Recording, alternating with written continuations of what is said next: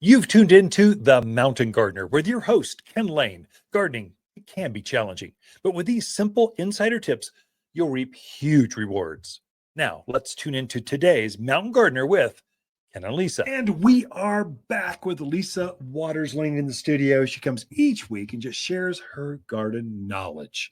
She grew up in the family business, garden centers, landscapes, pet shops, feed stores.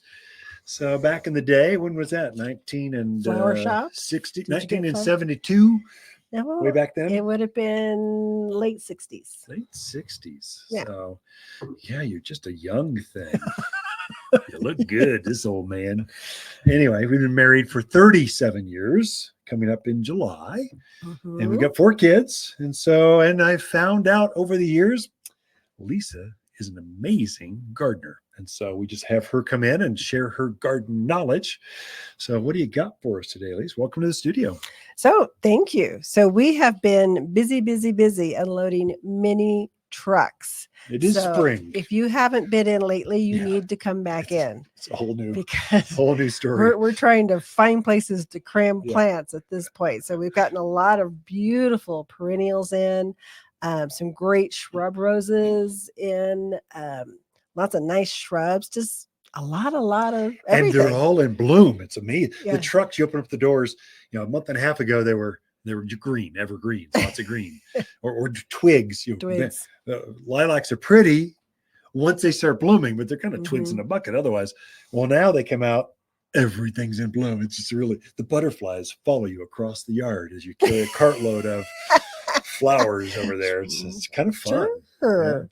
Yeah. So we've got a lot of herbs in, a lot of great herbs that have come in. So I wanted to talk about the lavenders, because lavenders are a great herb to have in your yard. Yeah. They are animal resistant. So if you have deer, bunny, javelinas, lavender, rosemaries, those herbs, they're just terrific because they don't bother them. Yeah. They leave them alone.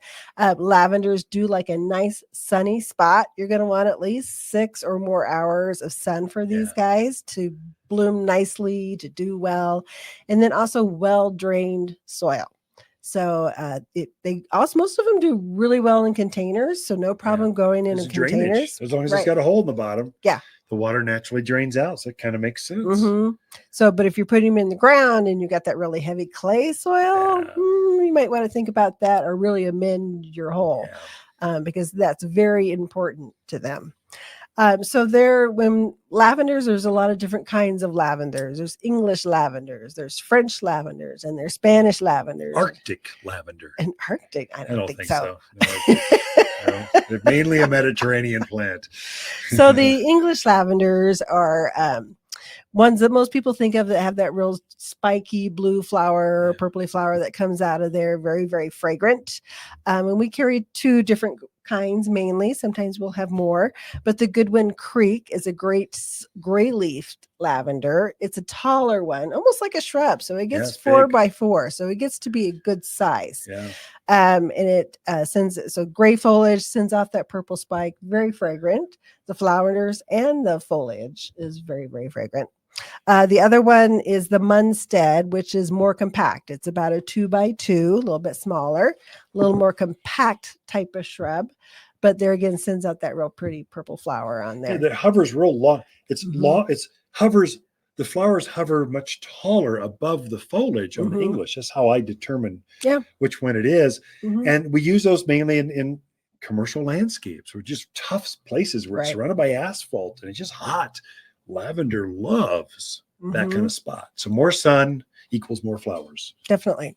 So then we have the Spanish lavenders, and we have some really beautiful ones that came in. I'm going to show the big one first so we can try not to drop it. It's pink. That's unusual. This is called the Princess. So this is a Spanish lavender.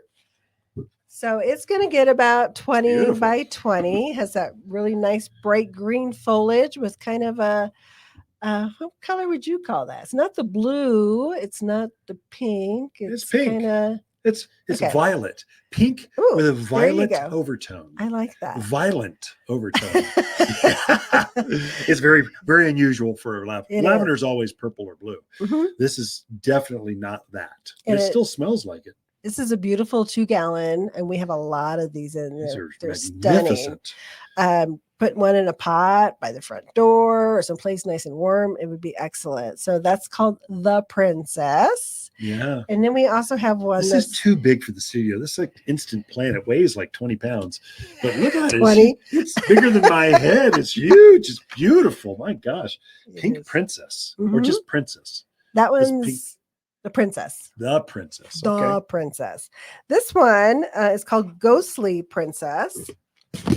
They call it ghostly because it has a very silvery, Yeah, it's white. almost, they called it luminescent. Oh. Is what they call it. Well, under the moonlight, It would be. you could line Yeah. like walkways with that, so Uh-huh. people could see where the boundaries are. If you got late night parties or whatever, that'd be magnificent for that. And evergreens, it'd be this color all the time. It'd be good, kind of pretty to kind of mix them. Have like Yeah. a silver princess and a purple. Anyways, the flowers on this one are pink. There's lots of buds on here. It's going to be opening pretty soon, Yeah. but it hasn't opened yet. The foliage itself, though, you're showing up the foliage. There's for Yeah. the people watching this on Spotify. There you go. Apple, you guys, you special people with cameras. Special Rest of people here. Use your imagination as you're Yeah. driving across Just town. think about what it would look like. And then the last Spanish It's got lavender. the I same brought- fragrance as the Oh, other yeah. one. The other Princess. Mhm. Smells Yeah, good. nice foliage. So Purple Medley is another Spanish lavender. So this one has the green foliage with the purple blooms to it.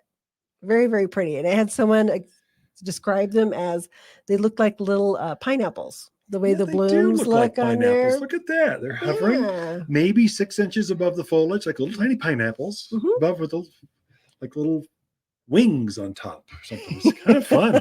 Uniquely lavender. There's nothing Yeah. out there like lavender is unique in what it does. It definitely is. So, and animals just seem to leave them alone. So we've got They do. javelina that bother our gardens Mhm, and they don't bother our lavenders. So generally we call it resistive. mhm. Rabbits resistive, deer resistive. So And we also have a nice selection of rosemaries. I mean, I think lavender and rosemary are great companion plants. oh yeah. Because they pretty much want the same amount of sun, same type of water, same drainage. So they're wonderful companion plants to put together. So it's time to put these out in the yard. Mhm. Like if we get a last frost, lavender, they don't care. They'll be They'll fine. celebrate. They'll be fine. Mhm. So we got a second left. Yeah. Okay. So one of the other things that we got in is called a frost-proof gardenia. Oh, nice. So yeah, these are really pretty. So this one gets about 5 foot tall, maybe 4x4. We could easily call it. Has that real pretty bloom on it that gets like 2 to 3 inches wide. Yeah. Very, very fragrant. This one is excellent for a zone 7, That's us. which is where we're at.